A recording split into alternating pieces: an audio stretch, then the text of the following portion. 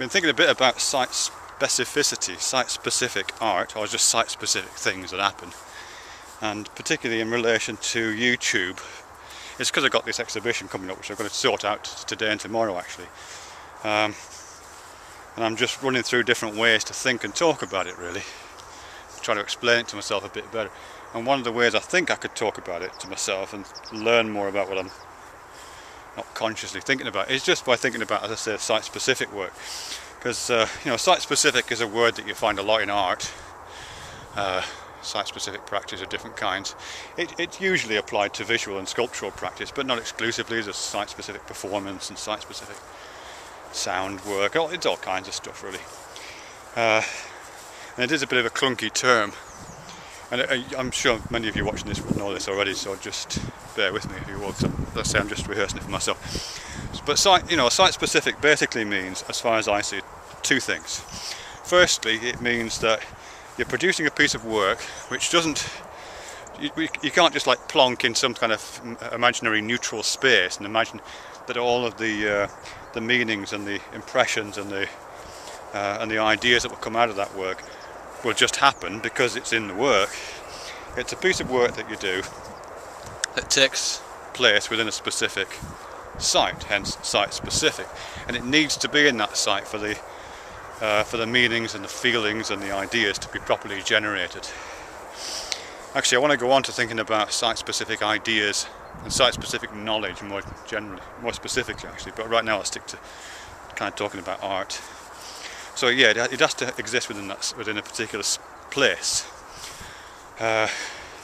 because it's, as I say, it's drawing its meanings from the relationships it's setting up with that place, and it might be just to do with the physical nature of that place. You know, here I am in this field in Cheshire with the sounds of a bypass in the background, and this is just a very different physical space to if I was, you know, in Cornwall, where I spend the other half of my life right now, or in Paris, where I was last week, or whatever. You know, it's just very different. It's not an urban environment. It's a very flat space.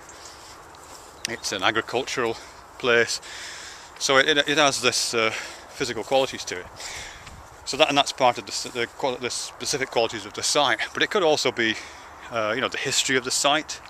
I don't really know the history of the place I'm walking in right now, but you know, obviously some places are just kind of pregnant with history, aren't they? You know what I mean? And it's just scream history at you when you walk through them.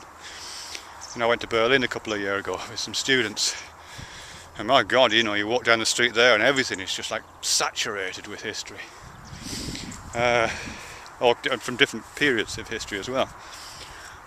Or it could be to do with the, you know, what's happening in that place at that particular time.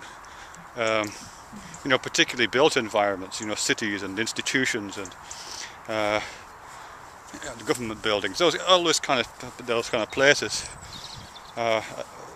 carry out particular functions. They're set up to do certain things, and that's the part of the experience of the site that you're at. So that's another thing that you might want to work in relation to, or might want to kind of raise your consciousness about, I guess. Or it might be to do with what people are doing there, which I guess is related to the previous one, isn't it, really? What kind of people are moving through this place, what they're saying to each other, what their interactions are. Is it a place that is occupied solely by men for some reason? Is it a place that's occupied solely by young people? Why is that? What kinds of things do these people do? How do they assert their community in this place, for example? What else might it be? Yeah, so it might be, you can probably imagine other things yourself, but a range of different kinds of qualities are in the place, and you're making work in relation to them. You know, that's the frame, that's the context in which you're working, and it doesn't transfer easily, whatever you're doing. The second aspect to it, which is related to the first, of course, is what kind of a relationship you're setting up between the thing that you're doing in that place and the place itself, what's happening in the place already.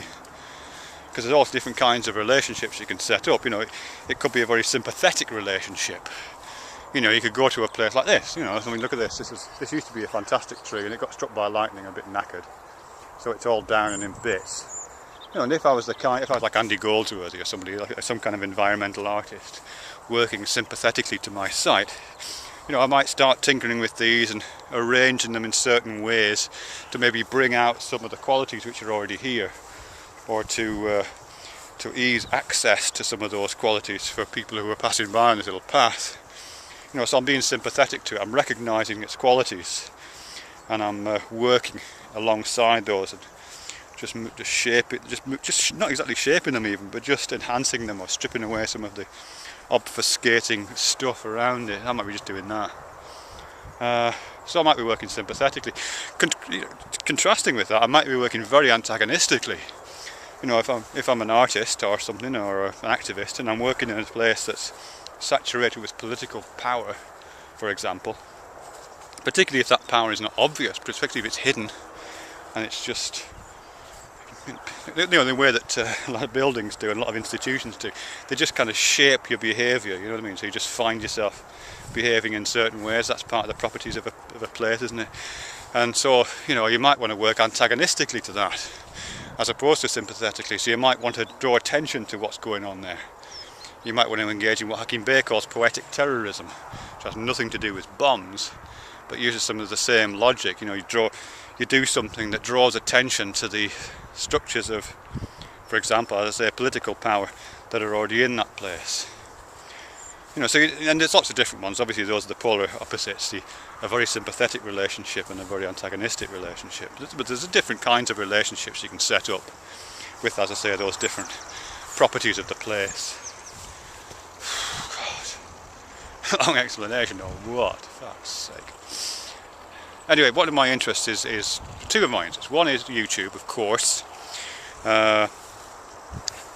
You know, I don't really consider myself a site-specific artist, and I certainly don't consider myself an artist on YouTube in quite that way. But you know, I think there's a way of looking at not just what I do on YouTube, but what we all do on YouTube as examples of site-specific practice. You know, here we are in an online environment that's saturated with all kinds of different things. It's got physical properties, you know, the kind of analogues to being in a field in Cheshire. You know, the site has a landscape, it has a format, it has a structure, which changes occasionally. You know what I mean? If you look at old videos, you get people doing this: information box, description box, and of course the description box is now like this. So people have always made, in a sense, made gestures, made pieces of expression which are sympathetic to the physical structure of the site. And when the physical structure of the site changes, it fucks things up a bit. So there's that aspect of it. Just maybe just the visual look on the page, but also, you know, the architecture of how things are put together.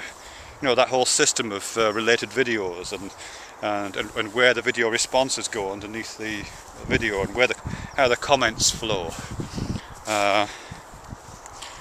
and what's brought forward onto the feed of your news feed, or how you make a background. All that kind of stuff is part of the physical architecture of the site. You know, and that might be something that people would. I mean, it's something we're already working with. You know, we already make site-specific intrusions into that, or site-specific interventions into that, and some of them are sympathetic. You know, sometimes we do make videos or put an image on our background of our channel, or you know, whatever we do something, make a comment, which is often very sympathetic to what else is happening in the page. And sometimes it's the opposite, sometimes it's antagonistic, and it's designed to kind of disrupt that spectacle. But in addition to that, you know, there's also the politics of Google, which is big right now.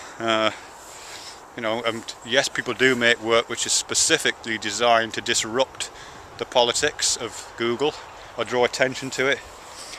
Not exactly active poetic terrorism, because you get kicked on the site really fast if you do anything that was really destructive. But yeah, some of the interventions that people make in terms of what kind of videos they make, what they mirror, the whole process of mirroring itself is a kind of, as I say, an intervention into that kind of social and political space that this website represents. What else? Yeah, and there's also, one of the things that interests me is a kind of architecture that's formed by content, because this is pretty unique, I think. Well, it's not completely unique, but fairly unique to social media, YouTube particularly. You know, because you know, there's the conversations that take place in real sites, in real spaces, they're evanescent. You know, they tend to go away, and whilst you can pick up on some of those, it's quite hard, and they don't really form, they don't leave traces. But here on YouTube, all our conversations leave traces. You know, the dialogues and the paralogues and the transdictions, sorry, these are new words I've made up. All these interactions that we take place are effectively, I think, kind of shaping a kind of an imaginary space in which conversation is happening, a space of ideas and linkages and networks and rhizomatic connections. And that's absolutely part of the fabric. So, you know, when we make comments and when we make videos, we're also putting something into those structures. You know, and that, again, that might be sympathetic. We might be saying something that continues a line of conversation, connects a line of conversation to another and draws attention to it in an interesting way. Or we might be doing something very antagonistic and almost violent, you know, by doing something critical. You know, or we might be doing something which is the equivalent of, kind of the equivalent of poetic terrorism. I've been trying to think of an example of this, and the nearest I can come up with is what I think is actually a kind of failing attempt, no offence meant to the person involved. And this is Varioblast's project, where he's using the word nigger a lot. You know, the word nigger in pretty much any site, a real space or an imaginary space and a virtual space, is an incendiary device thrown into the middle of an otherwise smooth space. You know what I mean? Here we are talking politely, and then someone throws the N-bomb in the middle. You know, that's kind of how it works. And there might, I'm saying might here, and there might be a good reason to do that. Might. If it was, you know, because it could, I can imagine it disrupting certain kind of conversations in interesting ways, or you know, forming part of the unspoken, or parts of the unspoken background that we're all operating in become visible. You know, and I can imagine that being quite interesting. I think where it's not working, sorry Varioblast if you ever watched this video, is he's tried to over-explain it. You know, he's tried to talk about why it is, he's trying to substitute to strip the word of its negative connotations, he's trying to make it mean just human. But all this explanation, to me, is just an attempt to recuperate what that bomb, you know what I mean? So the bomb is defused, it comes part of a sort of sympathetic relationship to intelligent conversation between intelligent thinking adults, and that's business as usual, you know? Incendiary devices are not supposed to be business as usual, they're supposed to do damage, and the damage is visible, and what follows the damage is what's interesting. It's a dangerous process, you know, and obviously if you were to do that Varioblast, just to do this stuff, just to change your name to Mr. Nigger or whatever, and just to make a lot of the kind of assertions you've made without any explanation, you would undoubtedly get flack. But from my perspective, that would have been a more it would have made more sense, for me at least, in terms of how that project would work out. Recuperating it through justification doesn't work, because as I say, it just becomes sympathetic. Takes all the guts out of it. What else? So yeah, that's kind of site specific in relation to YouTube, I think. I mean, the other thing I'm interested in, obviously I'm not just interested in art, or I'm interested in the definition of art, which doesn't just locate it within beautiful objects that have some relationship to history and the senses. You know, I'm interested in something else other than that. And here, because we're all, in a sense, making site-specific work, at least most of us are. I mean, people like Shane Dawson aren't.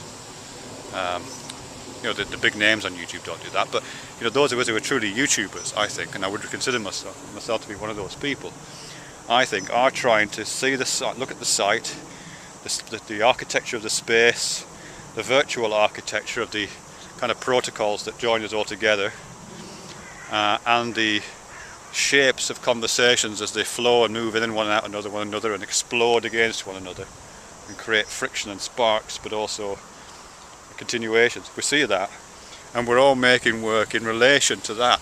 But it's not, it's artwork, but it's knowledge work, you know, it's ideas work. That's what I find really fascinating. We're making ideas work, site-specific ideas, which goes on to make the site, you know. And we should be pissed off when YouTube fucks us about. I think. That's just my opinion. What do I know? Hey Phoebes.